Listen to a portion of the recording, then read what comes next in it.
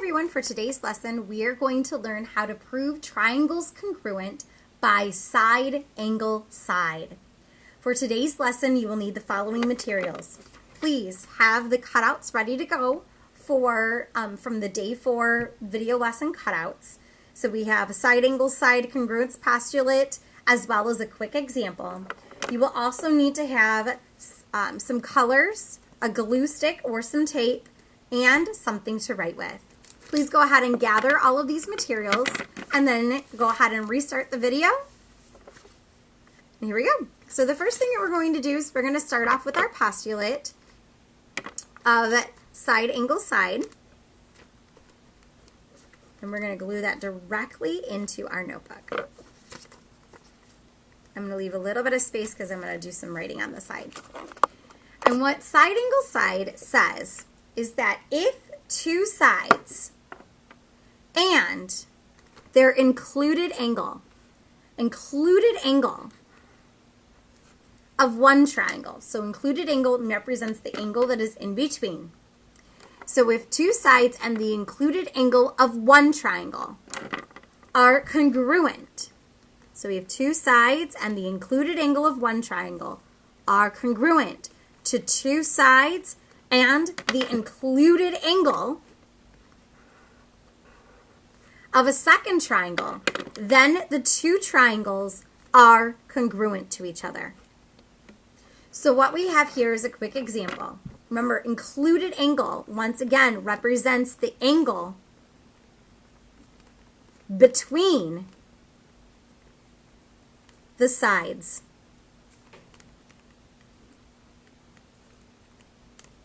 The sides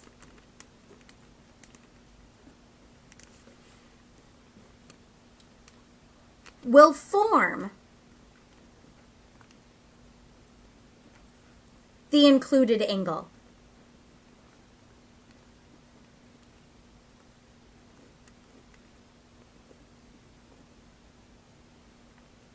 The included angle will touch both sides as well. So the sides will form the included angle. They create it.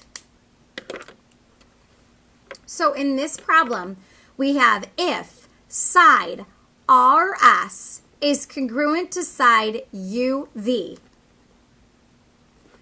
and angle R is congruent to angle U, and side RT is congruent to side UW, then the triangle RST would be congruent to triangle UVW by side, angle, side congruence. Here is my side, angle, side, side, angle, side.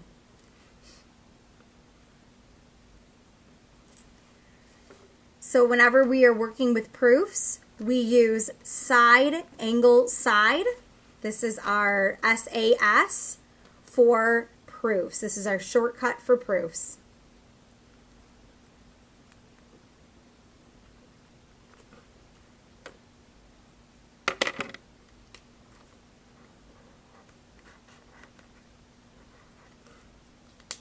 All right, we have one quick example and then we are done.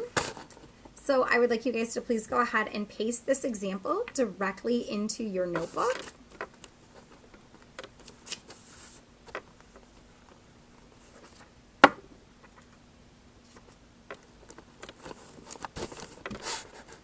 And it says, use the diagram to name, so we are naming the included angle that is between the given pair of sides.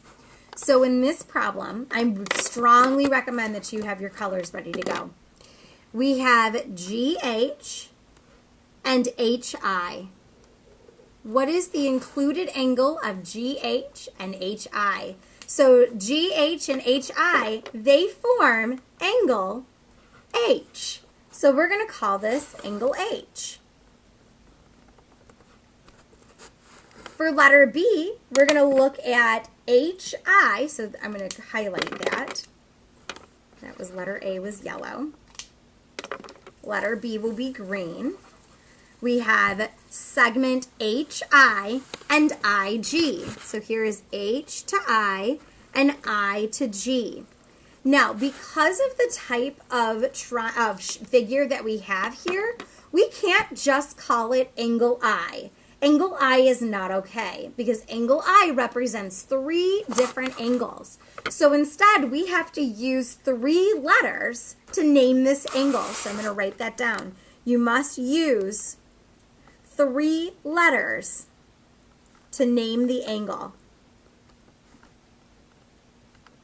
With angle H, there was only one angle H. There wasn't many angle H's, but with this one, there's a lot of angle I's, so we need to know which piece we're talking about.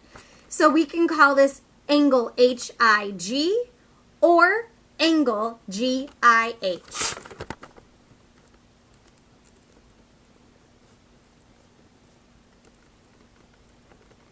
So it's very important that you know when you have to use 3 letters.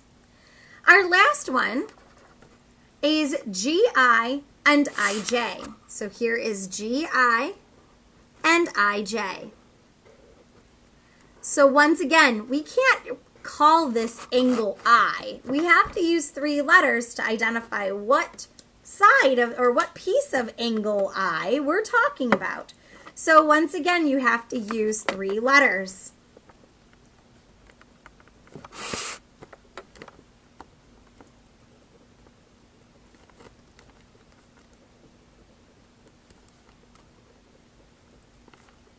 So in this case, we're going to call this GIJ, or we can call this angle JIG.